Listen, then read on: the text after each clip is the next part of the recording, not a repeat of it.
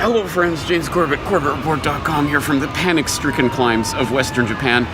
I know many of you have been asking about how Japan is reacting to this crisis, and I gotta say, you know those Godzilla movies where everybody's panicking in the streets of Tokyo as Godzilla stomps through the city center and everyone's in total carnage? I never thought I would live to see the day where that is actually happening in real life. And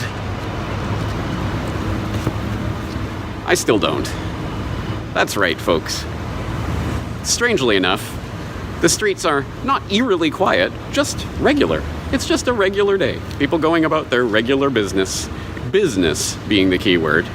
No panic, no pandemonium, no closures, really. The schools have been closed, as you might have heard, but other than that, everybody's going about their regular routines. Why is that? We're here in East Asia, the epicenter of this global pandemic freakout, right? Surely we should be in total carnage right now, like so much of the rest of the world in lockdown, talking about martial law and all of this. No, not here. Why is that?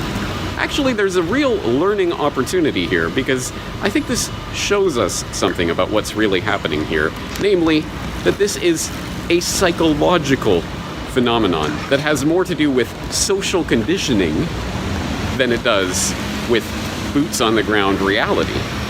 Because you see, as I have talked about in my recent work, authoritarians of every stripe have been lusting after the excuse to impose the medical martial law scenario on its citizens.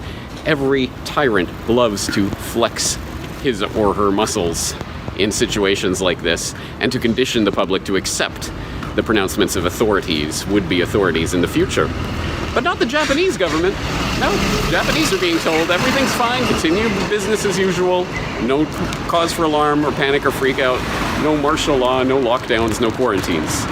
Again, why is that? Is it because there's far fewer cases here than anywhere else? No, far from it. It's because, well, there are a couple of reasons, but one, the Japanese government actually has its incentive on the other side. You see, people are not being told to freak out, at least at this point, about the coronavirus scare because of this. Oh, that's right. The Japanese government desperately is pretending that the Tokyo 2020 games are going to proceed as planned this summer. I think we know by now it is not. But the Japanese government hasn't woken up to that reality yet, so they are still pushing business as usual in Japan. Everything's fine. It's okay. We've got it under control. Everyone go about your daily routines. So, I think there is a lesson to learn from this. Namely, as we looked at in a recent Propaganda Watch episode on to hoard or not to hoard, you freak out when the governmental authorities tell you to freak out, and you don't freak out when they tell you not to freak out. Do you understand, citizen?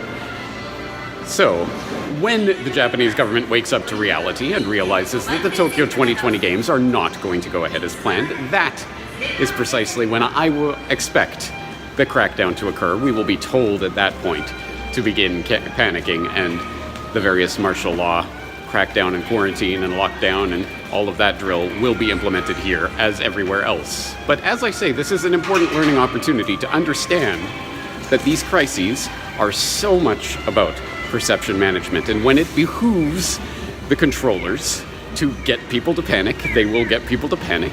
And when it behooves them to pretend that everything is fine, then everything is fine. It's almost as if it's all in your head. Well, there's so much more to say about so many different aspects of this, but we'll leave it there for today. I just wanted to show you just regular life here in Japan, with shops and everything all open and everyone going about their business as usual. Business as usual being the keywords here.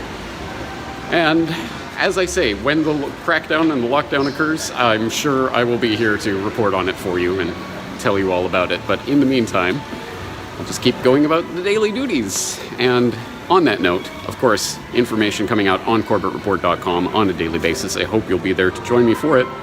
James Corbett, CorbettReport.com. You know, come to think of it, I should hoard some of that Tokyo 2020 merch. That'll be a collector's item someday.